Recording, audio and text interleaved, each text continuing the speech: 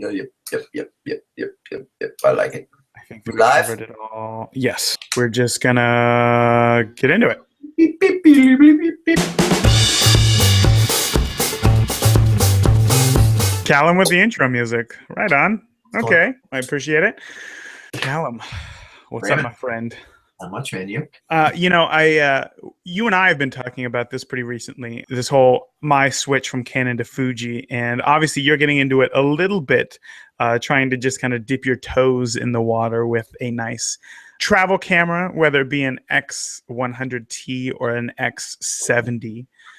And I know which way you're going between the two cameras, but for all of our listeners who are listening, why don't you talk about what it is that you want out of a smaller camera? Yeah, we have talked about this a lot. So I love being out on the streets, especially when I'm out walking around, walking with Catherine. I don't want to take my D750 or any of my DSLRs out with me. It's large. It's larger, and you know I'm not really interested in shooting full scale quality DSLR stuff. Right. But I also don't want to shoot with my iPhone because I actually don't think the iPhone quality is as great as a lot of people claim it to be. That's a whole other story. So I did want a little travel camera, and I also want it so that I can give it to Catherine because she likes to shoot. She just doesn't like the big, massive DSLRs. So I've been looking at, as Raymond said, to dip my toes in. I want to jump on a 100T, which they're probably gonna bring out a new model or something as soon as I buy one, but whatever. But also the rival to the X70. So I've been how long have we been going on about this? Like 2 months probably now. I've been Fuji? No, man, it's been longer than that. I've been really trying to get you to switch to Fuji for a while. And by switch to Fuji, I mean, I've really been trying to get you to just like give it a shot because I think that it's such a fun system to shoot. And I think that you would really benefit from, everybody could benefit from having more fun shooting. Everybody would have, more fun, or everybody would enjoy their photos more if they were having a blast totally shooting their kids. So small disclaimer, this Holga 135 is super fun to shoot on. Raymond laughs at me, but I went out shooting the other day in my town, like an hour and a half away. Literally like 3 buttons on this thing: the shutter app, and the film succession roll, and I can choose between sunny and shade. And I had the most fun because I just stopped caring about if I'm at ISO 100 or 200 or 1200 or whatever.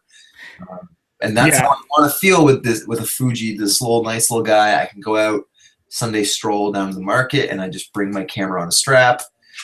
And if I see something I really love, I can just take a photo. The X70 versus X 100T argument is going to get me killed. There's going to be people who are like, only have viewfinders. Are you Snapchatting right now? I feel like you're Snapchatting. I was. So, people are going to be like, only viewfinders. And then some people are like, you don't really need the viewfinder. X70 for Fuji doesn't come with a viewfinder. I'm going to play with it a bit more today down at the camera shop because there is a bit of a price decrease if you don't want to go for the X70 viewfinder. You do have a wider lens, though, so I'm not sure I'm committed to that either because I like the 35 feel. Mm-hmm, mm-hmm. I don't want it much wider than that. Yeah, no, I mean, that's understandable. But, I think that, and you and I have talked about this before, it's like they are two completely different cameras meant for two completely different audiences. So it's like one is more of a professional, it gives you that old film camera feel when you're shooting, whereas the other one just wants to give you the best possible image quality in a point and shoot camera with, it gives you manual controls. It's not very intuitive, but it does give you those controls if you need it in a pinch. But I think that the majority of the users are going to be using it in some sort of automatic mode. Totally. But the great thing about both of these cameras is their Wi-Fi capabilities, because you can be out, or you could be on vacation, and what do you want to bring on vacation? You want to bring home as much stuff on vacation as possible. You don't want to bring stuff to your vacation. You're going to be leaving your laptop at home. You're probably just going to bring an iPad. I now forgo the iPad. I only bring my phone and my Fuji camera because it has Wi-Fi. And if I get a photo that I really love, I can transfer it directly onto my phone and share it immediately. And Callum, this is where we're going to get into today's podcast. What is your favorite place to share photos with friends and family? This is exactly where we were going to, yeah. I mean, this is what I think the Fuji X100T to me is when I'm traveling. I just want to share really cool things. I want to share them almost instantly, or maybe that night on my travels, and maybe write blog posts about it. You know, I went to Costa Rica, couldn't do it because I had to get on a laptop, and then by that point, it's just like hours later, and I've got things to see. Yeah. So I want to instantly just be able to download it to Instagram. That's where everyone wants to go. That's where content is massive, instantly shareable, accessible to the masses. Yeah, it's in the name, instant. You know, we're all trying to get somewhere faster, do something quicker compared to how we used to do it. That is kind of the definition of progress. So when I first heard that they had Wi-Fi in cameras, I really thought that it was just a gimmick. I thought, like, what are you going to do with this? Are you going to control it from some like random spot? Are you going to be surfing Facebook on your camera? Like, it didn't make any sense to me, but I was thinking about it all wrong because I was seeing it more as a way to connect with others instead of a way to connect to devices. And the Fuji system, and I've never used Wi-Fi modes on other cameras, but I would assume that it's the same. It is fantastic. You simply can take a photo, you know, and like I used the vacation example earlier, because most of the time you spend a good deal of money on your vacation and it's for a very limited amount of time and you want to maximize your relaxation. So that's why you don't bring a laptop. You know, a lot of people still bring iPads and stuff, but when it comes to photo editing, generally, you know, the apps that are available, you know, for your phone or your tablet are pretty decent. You know, you're not going to have the flexibility that you would in, say, a professional application like Lightroom on your computer, but it'll get the job done. And then you can share that photo. And I don't want to say half-assed, but a good photo shared with your friends is better than a fantastic photo that just sits on your camera or on your computer. Absolutely. Everybody wants to share their photos and everybody wants people to like their photos. And that is why Instagram is so popular. Instagram has been this monster platform that if you've been living under a rock, you wouldn't know, but it was bought by Facebook. Facebook wants to make Instagram as great as humanly possible. But Callum, why don't you tell us the news that Instagram kind of cued everybody in on this past week? Absolutely, yeah. So this is going to apply to not only beginners who are just trying to build maybe a following on Instagram, but also professionals who use it as one of their major marketing platforms to get in the faces of potential clients and customers. Instagram, obviously, they're owned by Facebook in sort of kind of like an arm's length sort of way. They are shifting they're going to change the algorithm in how you see posts pop up in your what do they call it, timeline? Yeah, your feed, timeline, whatever you want to call it. What they're planning to do is, instead of you receiving the photos when you open up Instagram in a chronological order, what they really want to do is they want to get down to finding the content that is prime, that is just awesome, that's tailored to you, just in the way that you see a newsfeed on Facebook. So they're going to change the algorithm so that you see the most relevant content up top, and then farther down you see all the other content. So what this does not mean is that posts will not be visible. You're still going to be able to see all the posts you would see now. You're just going to see them in a different order. Or that's how they have explained it to the public. Yeah. This release hasn't gone out yet, so we haven't seen real world examples of how it's going to change. But because Instagram is owned by Facebook, Facebook has made this algorithm change so we can get an idea of how it's going to work. So right now, if you go into Instagram before March 18th, 2016, your Instagram feed is in chronological order. It doesn't matter how popular a photo is, it'll show up in the time, in the order that it was uploaded to you. So, a lot of brands use that, or a lot of people use that to their advantage by being able to post when the most amount of people are on Instagram. It just makes sense. Absolutely. But Facebook used to be the exact same way. And if you're a dinosaur, like I'm sure Callum and I are, you would know that MySpace used to do the exact same thing. And The point of this algorithm change is, like Callum said, to bring more relevant content to you based on things that you like, based on things that you interact with, based on people that you interact with. Now, why is it that photographers are freaking out over this? There's a big concern among especially the pro photo community, that, their photos may never be seen again because they feel they're not ever going to be at the top of someone's feed. I'm sure there's tons of research statistics about how far someone might scroll before they give up and go search something or switch back to Facebook. We all know that nobody goes to the second page of Google. What is on the second page of Google? I think you have to Google second page of Google to get to it. I'm not sure. I've never been there before. Okay. Yeah. Interesting. So everyone from, even non-professional, and what I mean by that is people who are being paid, but very popular landscape photographers to wedding photographers to commercial photographers are all very concerned, very publicly. There's been 100,000 signatures for, Instagram to not implement this algorithm change already since they announced it. And it's simply because they're a little concerned that their photographs are not going to show up and they're never going to have any ability to get at people that they want to see their content. Legitimate concern.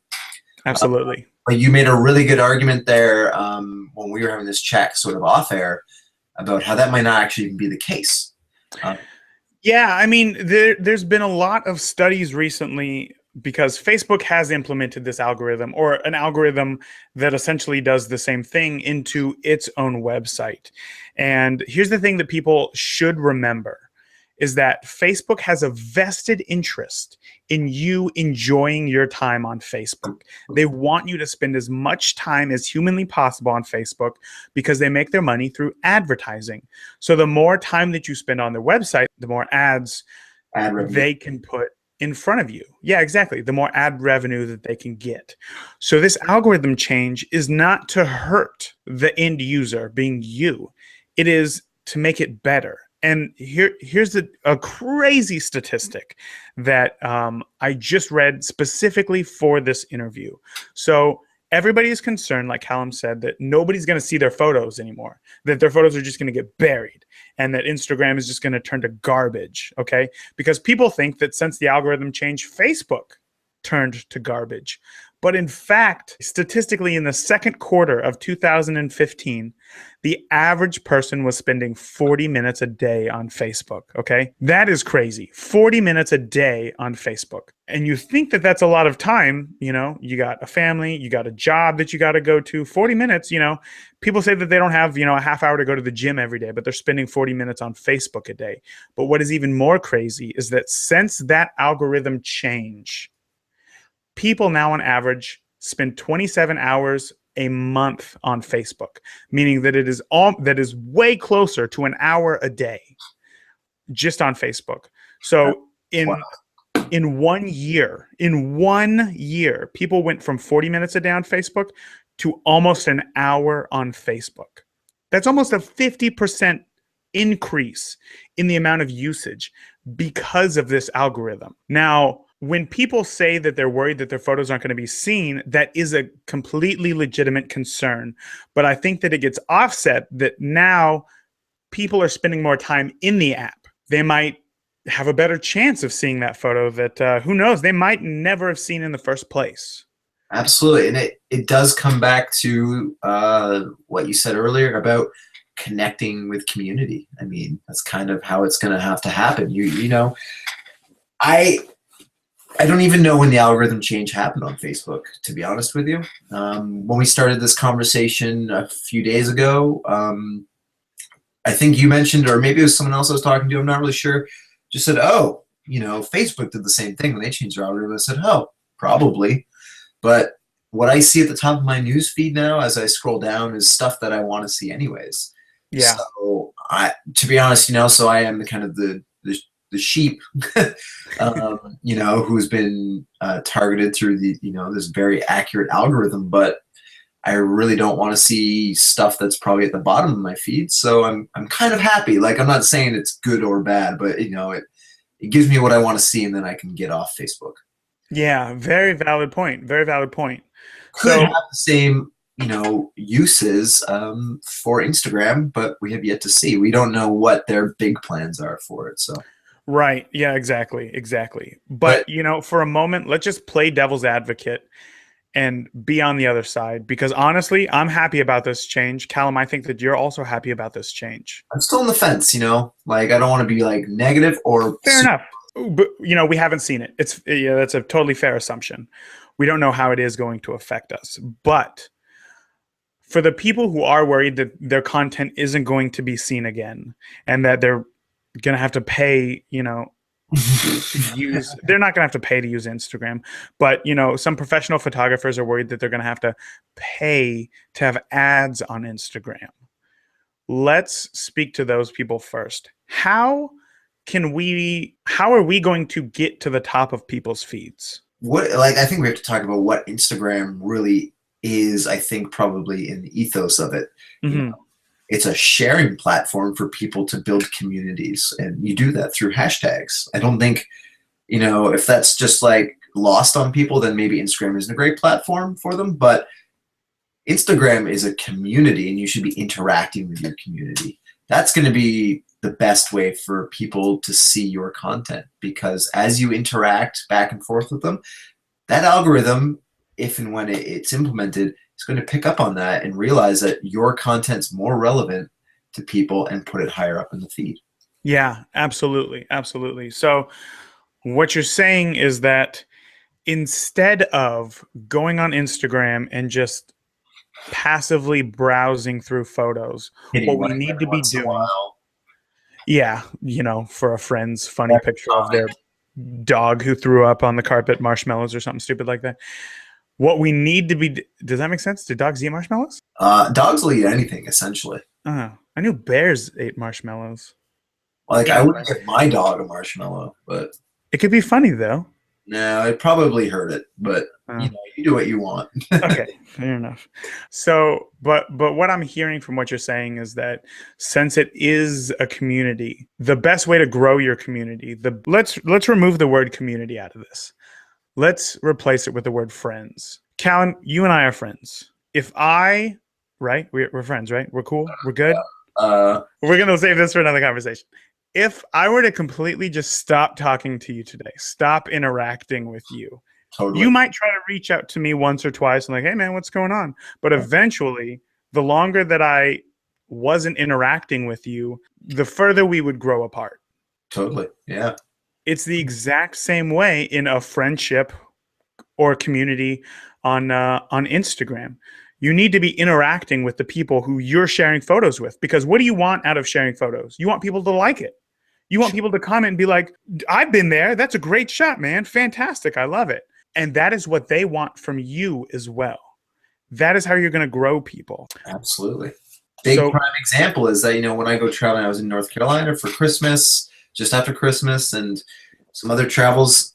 I hashtag any photos relevant to that area, and then I'd click on that hashtag and, hit up some people in that area and be like, hey, this is a cool spot. Where was that? In, Asheville, North Carolina. And then they'd be like, oh, it was actually kind of here. And then I'd be like, oh, sweet. Now I can go check that out and tag it as well. That's the basis interaction that you need to have, because you're building these connections that the algorithm can see. Perfect. I mean, I think that's all that it is.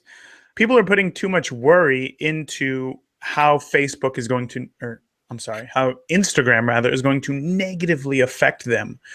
But on top of forming bonds with other users, what else can we do? If you don't want to pay, if you're not a business and it doesn't make sense to pay to boost your posts, we've all seen these sponsored Facebook ads, which I don't even see how they're effective. But regardless, if you don't want to pay for your post to be seen, and you're not very good at forming relationships with other users or people, how else are you going to be seen? Maybe an opportunity for photographers who feel like they can't get the attention that they feel they might need or deserve, or can't build, followers that they want, even trying really hard. This might be the opportunity, because it's going to separate out the people who just use it as a one-way channel to put their stuff online, and people who are willing to build real, true relationships. There might be other photographers in your city, landscape photographers in your country who only put stuff up and never interact with anyone, and that's it.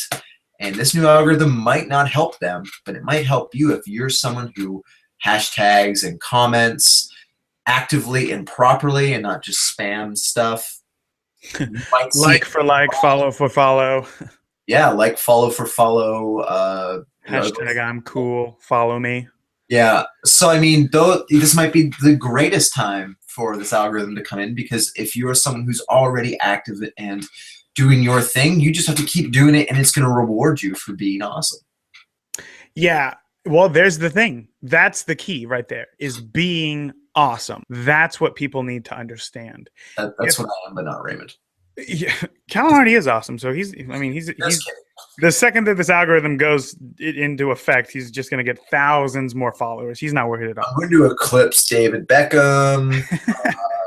I think that you said it right when you said this is your chance to be awesome, because you can't just kind of skate through Instagram. If you're using anything as some sort of promotional platform, which Instagram in effect is, if you're a photographer or not even professional, you don't even have to be professional to utilize Instagram in a way to grow some sort of following of people who like your photos. But they have to like your photos. They have to like your content.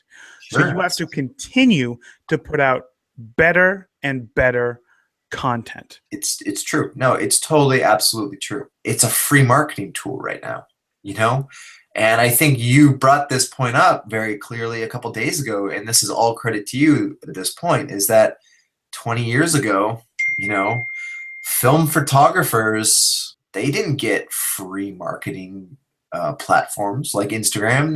They had to go out there to a magazine, book a half-page advertisement, pay probably a ridiculous amount of money every month just to have that half-page advertisement, and hope, that they get something out of it. I can't imagine that there's very many magazines that photographers could afford to be in, boosted or hosted. Like what? How many people are on Instagram? Like, keep talking. I'm going to find more that. People than on the planet, because that's impossible. Unless, I guess, if you have like a few accounts, then it could be theoretically. But God, it's in the millions. Like, it doesn't even matter what the answer is anymore. It's a free marketing tool in essence, and we've been very fortunate to take advantage of it. Maybe the next step is Snapchatting your life away. How many people, Raymond? There are 400 million active users in Instagram worldwide. If we were to go ask a film photographer from the 80s, 90s about advertising to 400 million people, potentially, of course, it's going to be very hard for you to reach every single 400 million person. They would laugh at you. They would go, no, that's impossible. If they could only use technology of the time that they were, advertising in the 80s and 90s, like it's an endless, free marketing list. It's sensational. It's amazing. And now with any business, Facebook, anything like that, monetizing is obviously important for these things to sort of continue and grow and evolve. And, the free ride is probably not over, but they want to make it better for the end user. And, that also includes you, but it also means that you need to work hard for, observation from other users, from those 400 million people. Yeah, absolutely. Like you said, I mean, if you just think about the reach that a magazine would have, it is, where is it? Let's just say that it was a national magazine. If you're a photographer, chances are you don't want to advertise nationally. You want to advertise regionally. And regional magazines have, let's just say that you can get 2,000 people to see your ad. Okay. How valuable is that? How much are you willing to pay for that? A magazine is willing to bet that it is a lot of money, because if you were to go anywhere and just imagine a room of 2,000 people, that's a lot of people to imagine. Okay. And they would have to pay thousands of dollars for these full page ads, half page ads. And who knew if, even those people were the right clients for you. Now, with Instagram, with Facebook, you can target people so specifically for so cheap relatively that now you can get in front of 10,000 people, Sure. 20,000 people for $3 a day, $5 a day. Yeah, nothing. Dirt cheap compared to what it used to be. So yeah, if you are using this as a business platform, as a marketing platform, you will have to pay. Like, that's inevitable. Instagram is a business. You know, that's how it's going to work.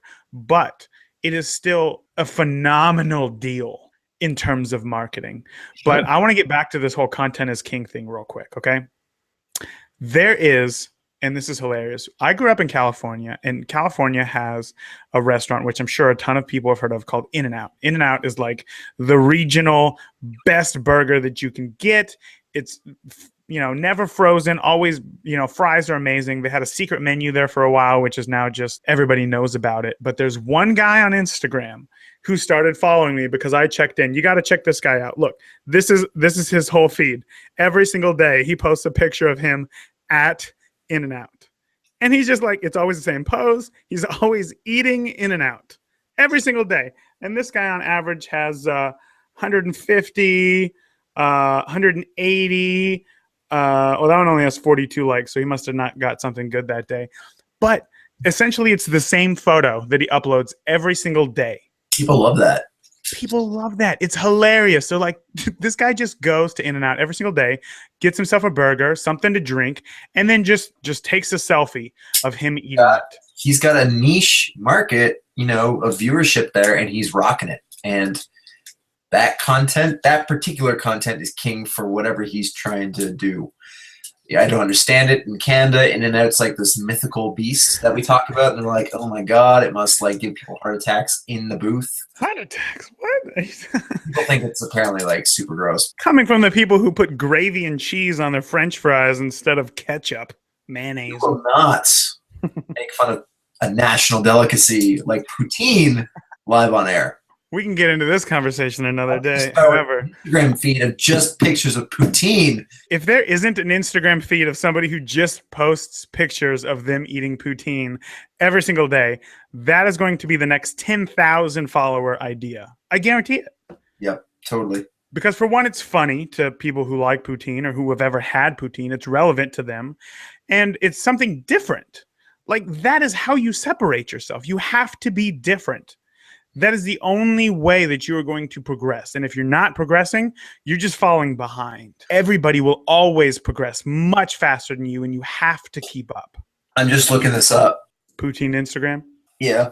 Whoa. No, it's already over. It's too late. Oh no, that's a restaurant. This is located at Garage, which is somewhere in Prague. And it's called Garage, and it's called True Canadian Deli. A true Canadian deli in some guy's garage. No. It's called Garage, but it's a storefront. Sure. Okay. Sure it is. Yeah, that is pretty cool. That is pretty cool because it's a niche market. You know, they found people who like what it is that they do, and you have to find more of those people. There are 400 million people who use Instagram every single month. If you can't get a tiny portion of those people to like your content, maybe you're doing something wrong. Maybe you're not interacting with your community as much as you should. However, maybe you just post the same thing every day, but that guy is clearly doing it and killing it. If you're not doing, if you don't have cool photos and people don't understand them, or if they don't like them and your following isn't growing, it's not everybody else. It's you. Like, you need to get better. That is very important. It's not. We talked about this, like, I think episode 1 or 2, we talked about, you know, sharing meaningful photos, not just, you know, if you're serious, if you just want to share everyday pictures of your cat, that's totally cool. We're into that, you know, but you might limit yourself in some way to only cat people. Yeah. You know, for someone who wants to maybe grow a mass following or maybe wants to go pro someday, share only your meaningful photos. If that's only 10 photos, just share those photos until you have 11 photos, and then 12 photos, and then 15 photos. But again, remember that content is king, and don't just share garbage. Yeah, absolutely. Callum, I felt like we got a little harsh on this one, buddy. Well, Instagram's throwing shade at people, so we have to. That's the first time I've ever used that term, I think, in public. I'm not sure I know what that means. Let's find out. Thro- Throw shade, to talk trash about a friend or acquaintance, to publicly denounce or disrespect. Fair enough. Yeah, I mean, you're right about that. Maybe they're, Instagram's doing this, and there's maybe just not enough communication on their end, to calm the upset voices. But with anything you ever change, there's going to be people who are upset. Always. There's always going to be resistance to change. And yet that is the most like consistent thing in life is change. You just got to get with it. You just got to keep up, man. You got to, keep putting out good things. You got to tell people that you like whatever it is that you like. You just got to make friends, whether it be online or in real life. Make friends, people. Let's just all be nice to each other. And when you do that, your Instagram's going to grow. Who doesn't like that? People who don't want followers on Instagram. Fair enough. They shouldn't be on Instagram then. They're dummies. They don't know what they're doing. We have talked about this, I think, enough today, but really the big changes could be good or bad depending on which side of the horse you want to stand. And, I think there's opportunity for people who are willing to put in the work to be part of a massive community. And I think there is problems ahead for people who don't want to invest the time. And I think it's as simple as that. And we kind of skipped over a very important part that I just thought of. It's that if you like the content that you're putting out, why does it matter the following that you have? Totally. I'd rather have 500. Any time anyone asks me, I'd rather have 500 dedicated followers. And that's about what I have now, 500 followers, I think, or maybe 6. I don't know. I don't even know. I don't even care. I'd rather have that than like 2,000 followers who don't care and it's all spam accounts or something, or people who aren't invested in the photography I share. And that's just like real life. That is just like real life. You would rather have like 4 or 5 friends who, if you do something stupid, they're going to help you out. Or if they do something stupid, you're more than willing to wake up 3 a.m. and go help them out, rather than 20 people who are just going to, hey, can I borrow your truck? I'm moving. You want to come help me out while I paint my... Can I borrow your spaceship? I'm moving away. Yes. I don't want 20 fake friends. I just want 5 legit people who I like, and I'm done. I think that's the perfect way to end it right there. Is that was a great way to just sum it up. Man, good show. Last week was awesome. Next week we have a cool interview. I'm not going to spill the beans. Raymond, keep your mouth shut. Do you know how hard that is for me? Super cool interview with a Canadian. That's right. I didn't know that. All right, cool. Finally representing more of the Great White North. Is that what you guys call it? I always call it that for some reason. That's not our official name. You know that, right? What is the official name? Canada. Oh, I always pronounce it Canada. That's wrong? Yeah, that's wrong. Oh. Yeah. Canada is wrong. Great White North is wrong. The 51st state or whatever is wrong. You guys go build your wall, okay? Go build your wall, and that's fine with us. Look, before we end a friendship here on air, seriously though, next week is going to be an awesome podcast. I'm looking forward to it for sure. We got a ton of great questions, as well as we have really big news for next week. We're really doing everything that we can to build this community of photographers who want to learn, who want to grow, who want to be better than what they are now. They want to post the photos that they love on Instagram, where the photos are going to get buried. No, I'm just kidding. They want to be better photographers. So we want to grow that community, and we want you guys to help each other as well. And that is what we are working on. But again, can't say much for now until it's all finalized. Gotta wait. What's that? Gotta wait. That's life. You just gotta wait sometimes. But when it is out, we're gonna let you guys know. It's going to be awesome. Until then, I'm Cal, always. And I'm still Raymond. I haven't officially changed my name yet to Captain Fightmaster, but apparently I'm still Raymond. This has been the Beginner Photography Podcast. Please follow us on all of our channels. Raymond, where are we, man? We're on Facebook. We're on YouTube. We're on Instagram. Find us anywhere. We are on the web as well. Go to beginnerphotographypodcast.com, facebook.com/beginnerphotographypodcast, Instagram, Beginner Photo Podcast. And there was one other one that we're everywhere. Find us. And if you can't, reach out to us, send us an email, beginnerphotographypodcast@gmail.com. If you have any questions, we would be more than happy to answer them for you. because guess what? We might not know the answer, and we want to find out as well. So let us help you by helping us. Awesome. Have a great week.